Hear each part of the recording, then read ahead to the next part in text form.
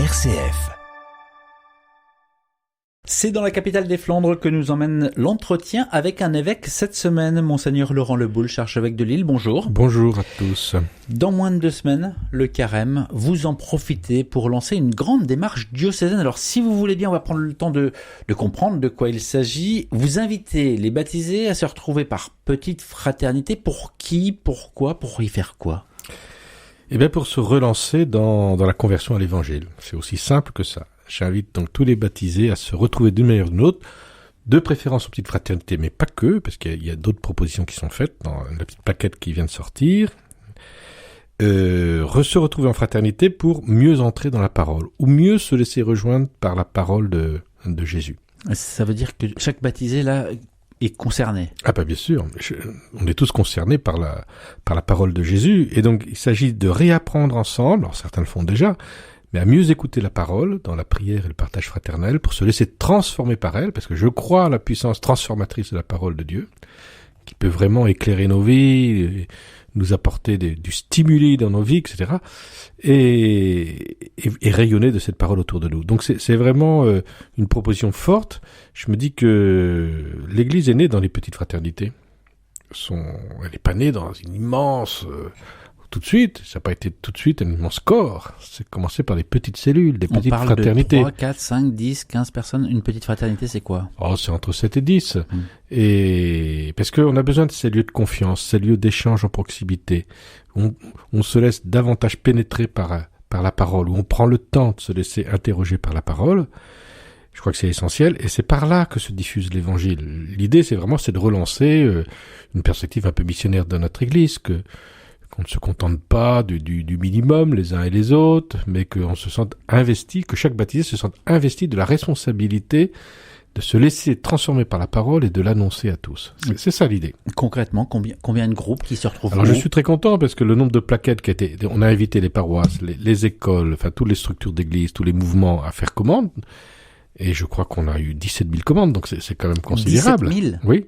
Donc je suis très content de cette annonce-là. Ça veut dire qu'il y a une attente, il y a un désir. Maintenant, il va falloir mettre en œuvre. Donc au niveau des établissements, dans les EAP, chacun va voir comment on va faire cette proposition, comment ça va être diffusé. Mais j'ai bon espoir et je suis heureux parce que je vois qu'il y a toutes sortes d'initiatives. Ça concerne les enfants, les jeunes, les anciens, les familles. Enfin, tout le monde peut se sentir concerné par cette proposition. Vous venez de dire plaquette, ça veut dire qu'il y a un kit tout de même, il y a un mode d'emploi, il y a une méthodologie ? Alors, il y a une plaquette, oui, qui propose plusieurs rencontres. Mais si on veut aller plus loin, sur cette plaquette, on peut se relier au site internet qui propose encore d'autres rencontres dans des formes autres, voilà. Et donc il y a vraiment tous les formats possibles et toutes les pédagogies possibles. C'est tout de même pas évident, c'est s'exposer. C'est pas évident. C'est s'exposer, c'est intime parfois. Ah ben oui, je sais bien qu'on n'en a pas forcément l'habitude et que pour beaucoup de gens, parler de la foi, c'est déjà compliqué. Mettre des mots sur la foi, c'est déjà compliqué. Mais si nous ne faisons pas, si nous nous contentons, déjà, ce qui serait déjà pas si mal, d'être des témoins de l'évangile silencieux. Et ça commence comme ça, le témoignage de l'évangile. Mais si nous ne sommes pas capables de mettre des mots pour partager ce que nous vivons, eh bien, il y a toute une dimension de l'annonce de l'évangile qui disparaît.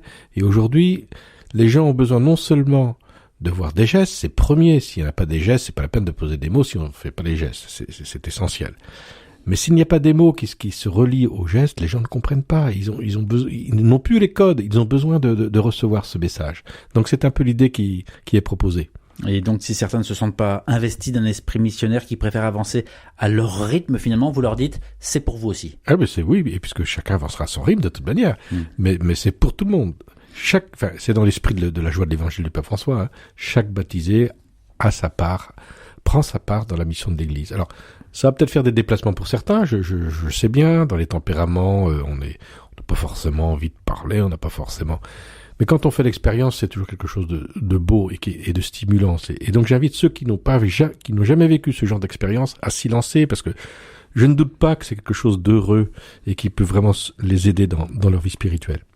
Renouveler l'élan missionnaire, c'est le principe de cette grande démarche diocésaine que vous lancez donc pour ce carême. Dans l'actualité. Alors l'idée, c'est pas simplement que des individus s'y mettent, ou des petits groupes, excusez-moi Michel, mais c'est toute l'Église qui se met en route. Donc c'est pas simplement une conversion personnelle et individuelle, c'est une conversion de toute notre Église pour qu'elle-même rayonne, que nos communautés rayonnent davantage de l'Évangile. Vous voulez dire que vous avez dit tout à l'heure les paroisses, les écoles, etc. Chaque groupe d'église va lancer cette démarche. Oui, alors à sa manière, j'imagine qu'un mouvement, il a déjà sa matière, mais d'une manière ou d'une autre, il va pouvoir l'intégrer dans sa démarche. Dans l'actualité de ces derniers jours, les agriculteurs sont vos amis, Monseigneur Le Boulch. Ce sont en tout cas les mots qui débutent votre message de soutien. Amis agriculteurs. Oui. Vous rappelez l'importance de ce métier qui prend soin du vivant, nourrit l'humanité. Alors pas grand monde honnêtement ne s'oppose à ce mouvement de colère. Pourquoi vous avez besoin de communiquer votre soutien ? Parce que ce sont eux qui me l'ont demandé. Ce sont les agriculteurs eux-mêmes qui ont demandé à ce que l'Église les soutienne. Ils ont demandé à l'Église de prier pour eux, enfin certains, pas tous, mais un certain groupe. Et voilà. Et donc j'ai pensé qu'il était bon que je fasse ce message pour eux, parce que je crois qu'ils ont besoin d'encouragement, ils ont besoin de sentir que on n'est pas indifférent à ce qu'ils vivent, et comment pourrions-nous être indifférents, hein. C'est pas simplement leur vie, c'est pas simplement leur métier qui est en cause, c'est notre manière de vivre, c'est notre manière de consommer, hein, et puis c'est tout simplement une manière de se considérer en dignité les uns et les autres. Donc voilà pourquoi j'ai à leur demande, j'ai proposé ce texte. Donc ce texte a été lu par le père Ludovic, qui les a rencontrés plusieurs fois, qui est très familier du monde agricole, qui est allé les rejoindre et qui a lu ce texte et pris un temps de prière avec eux, là où ils manifestaient. Vous avez eu l'occasion ces derniers mois de rencontrer des agriculteurs, par exemple lors de la visite du doyenné Moulin de Flandre ou encore lors de la Saint-Éloi. Qu'est-ce qu'ils vous disent ? Ils me disent d'abord leur besoin de reconnaissance, leur besoin d'estime. Je crois que c'est une frange de notre population qui se sent, je pense à tort quand même, un peu mésestimée, un peu, pas considérée. Et donc je pense que c'est la première chose qu'ils attendent. Après, c'est aussi que l'Église puisse les porter dans la prière et puis ouvrir des lieux de parole. Je crois qu'ils ont besoin, et là on l'entend, ils ont besoin de parler et pas simplement de crier. Il s'agit aussi de réfléchir, de se poser pour envisager l'avenir. Personne ne devrait se désintéresser du sort du monde rural. La crise agricole nous concerne tous. Elle appelle à un surcroît de dialogue et de solidarité dans la vérité, de l'écoute et de la parole. Oui. Ce sont vos mots, Monseigneur Le Boulch, en septembre 2015. Septembre 2015. Oui, comme quoi... Rien de neuf depuis. Finalement, à quoi ça sert ? Et c'est pour ça que j'ai dit que mon message commence par depuis déjà longtemps. C'est ça. Les gens semblent découvrir le problème. Beaucoup se disent, mais voilà, qu'est-ce qui se passe tout d'un coup ? Mais c'est pas tout d'un coup. Mais rien de neuf. Ça fait des années et des années que la question est posée. Mais à quoi ça sert encore de remettre ça sur... Parce qu'il faut surtout pas démissionner de la chose. Les questions sont trop profondes, existentielles. Elles touchent à beaucoup de choses. Elles touchent au paysage, elles touchent à la nourriture, elles touchent à plein d'éléments. Et peut-être comment sortir ces questions alimentaires d'un jeu économique omniprésent ? C'est pas que des questions d'économie, c'est des questions vitales. En janvier s'est tenue la semaine de prière pour l'unité des chrétiens. Elle a donné alors, comme chaque année, elle a donné lieu à de belles prières communes, de beaux temps de rencontres. Et c'est reparti pour un an. Comment on dépasse la bonne conscience annuelle de cette semaine ? Par des rencontres qui se déroulent au long d'années et pas simplement lors d'un temps fort. J'ai eu la joie d'inviter à ma table à l'évêché quelques-uns de ses frères. Donc il y avait des frères orthodoxes, des sœurs anglicanes, des réformés, des évangélistes, et on a eu un moment de partage magnifique. Ça s'était pas fait beaucoup, et je trouve que c'est par là que ça passe, tout autant que par une célébration ponctuelle. Mais vous avez d'autres moments de rencontre, de dîner comme ça au cours de l'année ? J'espère. En tout cas, j'ai tendu la perche pour qu'on puisse se visiter les uns les autres.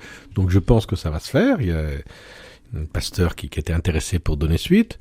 Voilà, donc plus il y a des rencontres entre nous, mieux puis on a peut-être des projets. On vous en parlera quand le moment est venu. Le moment est venu. Ce vendredi, c'est la journée mondiale de la vie consacrée. Elle existe depuis 97. C'était Jean-Paul II à l'époque qui avait lancé cette journée. Alors, vous avez eu l'occasion déjà de rencontrer les congrégations présentes sur le diocèse. Vous en rencontrez.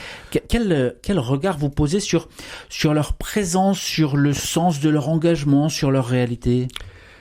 Pour moi, c'est une présence nécessaire dans l'Église qui est tout à fait particulière. Et s'il nous manquait la vie religieuse, il nous manquerait une dimension essentielle de l'expression de la foi. Donc ça, pour moi, c'est très clair.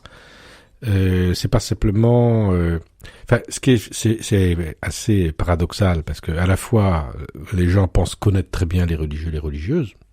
Certains sont visibles, d'autres beaucoup moins. Et en même temps, j'ai l'impression qu'ils connaissent pas tellement la vie religieuse. Et on a l'impression que quand une communauté ferme, que là on se rend compte tout d'un coup de tout, non seulement de tout ce que faisaient les sœurs, c'est souvent mais de tout ce qu'elles étaient pour nous. Parce que la dimension la plus profonde, elle est là. Elle est dans l'expression d'une vie donnée, totalement, radicalement donnée à Dieu et aux autres. Et ce témoignage, il est irremplaçable. Mais aujourd'hui, en 2023, donner sa vie comme ça, gratuitement, sans... il n'y a pas de rentabilité, je crois que ça rejoint les gens. À la fois, ça les fascine. Ils ont du mal à comprendre, parce qu'on est quand même dans une société où le viseur est plutôt tourné vers soi. Hein. C'est l'épanouissement du moi, d'abord. Mais de voir des gens qui ont fait non pas le deuil de l'épanouissement du moi, mais qui s'épanouissent par la médiation du don à Dieu et du don total aux autres, c'est quelque chose qui interroge. Alors après, il y a les 3 vœux, évidemment. Les 3 vœux sont très bousculants, ils sont très interpellants, ils sont parfois difficiles à comprendre. Mais pour moi, ils sont très riches de sens et je trouve qu'ils sont très, très contemporains. Parce qu'ils mettent le doigt sur peut-être des déviances contemporaines. Quand on accorde tant d'importance à l'avoir, à la consommation, eh bien, le vœu de pauvreté, il est radical, il interroge. Quand on donne tant d'importance aux relations sexuelles, avec parfois beaucoup de dérapages, parfois, ce témoignage de la chasteté est quelque chose qui interroge. Et quand on donne tant d'importance à une autonomie totale de soi, parfois coupée du sens de la relation, eh bien, le vœu d'obéissance, il vous percute de plein fouet. Le temps file. Monseigneur Laurent Le Boulch, vous venez de parler de cette vie consacrée. Le 14 février, c'est la Saint-Valentin, mais c'est aussi le début du carême. Oui. Qu'est-ce qu'un évêque peut dire sur les efforts qu'il fait pour carême? Ce sera la question de la fin. J'étais sur la Saint-Valentin, mais me voilà sur le carême. Je pense que le carême... à titre personnel. Oui, est-ce que ça sera moins d'écran, moins de cigarettes, moins de... La cigarette, je suis pas trop tenté, ça va, c'est pas très compliqué. Pour moi, ce sera porter encore plus attention à la prière. Alors ça, pour moi, c'est le premier. Donc, essayer de passer plus de temps et d'être plus concentré, plus donné dans ma prière. Peut-être porter attention à ce que je mange aussi. Quoique je ne crois pas avoir une vie de débauché, hein, mais bon. faire attention un peu plus, peut-être un peu moins d'alcool, choses comme ça, des choses comme ça. Et puis, c'est les 3 quand même exercices traditionnels du carême, hein, que sont la prière, le jeûne, donc l'attention à ne pas se laisser dévorer parce qu'il peut nous prendre trop de temps, et puis et l'aumône, le partage, donc être attentif à conduire, à m'investir dans une action de solidarité. Monseigneur Le Boulch, merci d'avoir pris le temps de répondre à ces questions. Merci à vous.